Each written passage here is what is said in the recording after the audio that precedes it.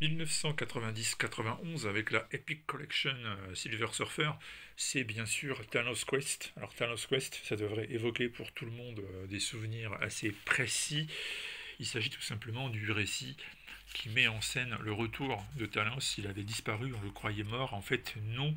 Et non seulement il n'est pas mort, mais en 90, il est en train de récupérer les fameuses gemmes du pouvoir qui vont lui conférer des pouvoirs divins. Il va se retrouver maître de l'espace, du temps, de la réalité, de l'esprit, de l'âme, du pouvoir. Et il va être absolument incontournable. Il va devenir tout simplement Dieu. Alors ça, c'est ce qui est raconté dans Infinity Gauntlet, qui s'apprête à démarrer, et Thanos Quest. Ce sont deux épisodes spéciaux qui nous racontent donc l'ascension de Thanos à ce statut divin. Ça fait partie vraiment des récits Marvel les plus marquants de toute l'histoire de la Maison des Idées. Impossible de ne pas connaître et de ne pas avoir lu ça. Et c'était évidemment, vous avez compris, Jim Starlin qui racontait ça à l'époque. Et c'était Ron Lim qui dessinait, grand spécialiste du Cosmic Marvel et notamment du Silver Surfer. Vous voyez à chaque fois donc Thanos qui récupère les gemmes en les arrachant à l'un des doyens. Ça peut être le coureur, ça peut être le jardinier, enfin bref, il s'impose à chaque fois et il récupère toutes les gemmes.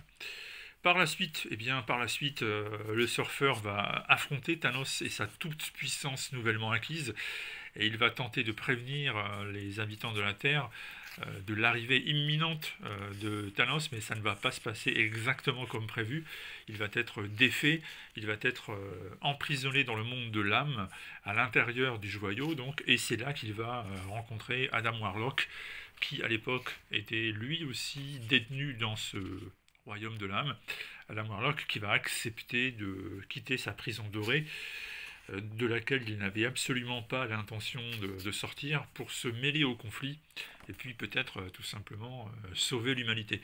Donc tout ça c'est raconté dans les épisodes de la série Silver Surfer. Là vous avez la couverture du numéro 48, numéro important puisque le surfeur apprend que Galactus a subtilement modifié son esprit lorsqu'il en a fait son héros, afin de ne pas qu'il soit en proie à des crises de doute ou bien de remords en lui trouvant des planètes à dévorer. Donc ce sont des épisodes qui étaient publiés à l'époque en français dans Nova, c'était une revue petit format qui ne rendait pas vraiment hommage aux planches de Ron Lim.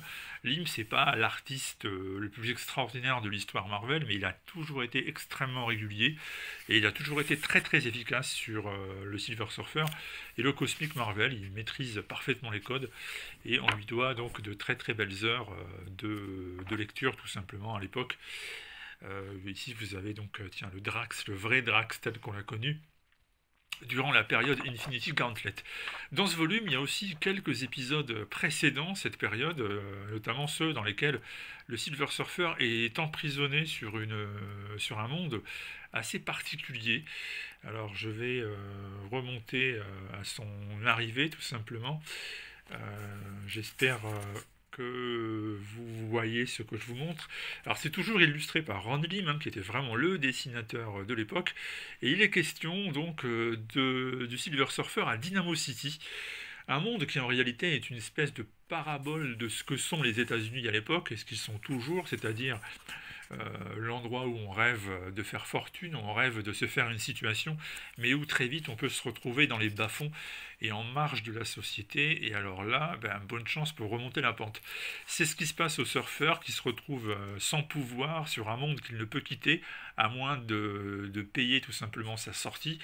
Il n'a pas d'argent, il va donc devoir travailler, vous allez voir ce que donne le Silver Surfer au chômage. C'est assez drôle et en même temps c'est assez bien vu. Une critique sociale pertinente dans ces épisodes, toujours signés Starlin et Lim. Et nous sommes juste avant donc la période Infinity Gauntlet qui s'apprête à exploser et à bouleverser à jamais le cosmos Marvel.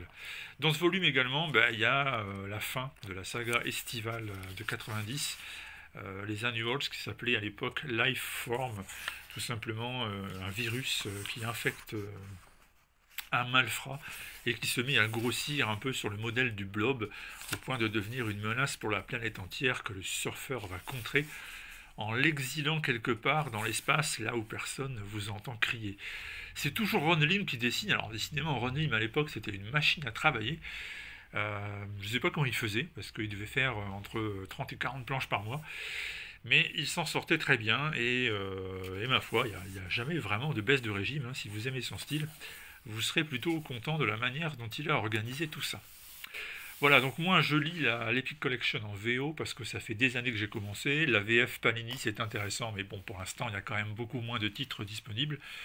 Et puis de toute façon, tout ce qui est Marvel Vintage, 70, 80, 90, je me concentre sur la VO, d'où la raison pour laquelle je vous présente des volumes en anglais. Voilà. Donc celui-ci c'est tout simplement un incontournable. Regardez cette tête maléfique de Thanos, c'est un incontournable, je vous le répète. Si vous aimez les comics Marvel, si vous aimez les années 90, ben 90-91, il s'est passé cet événement inoubliable qui a donné ensuite naissance au cinéma à Infinity War avec les Avengers. C'est dans ces épisodes-là que tout commence, et ça permet aussi d'en savoir plus parce qu'en parallèle à la saga de Starlin, le défi de Thanos en français à l'époque, vous avez donc ces épisodes du surfeur qui sont indispensables. Voilà. Silver Surfer Epic Collection, ça s'appelle Thanos Quest. En français, c'était la quête de Thanos. C'était même Thanos tout court d'ailleurs. C'était publié à l'époque dans un récit complet Marvel. Il y avait un récit complet Marvel, puisque les deux parties ont été publiées en une fois. Voilà. Et là, vous retrouvez ça dans la Epic Collection. C'est excellent. À bientôt.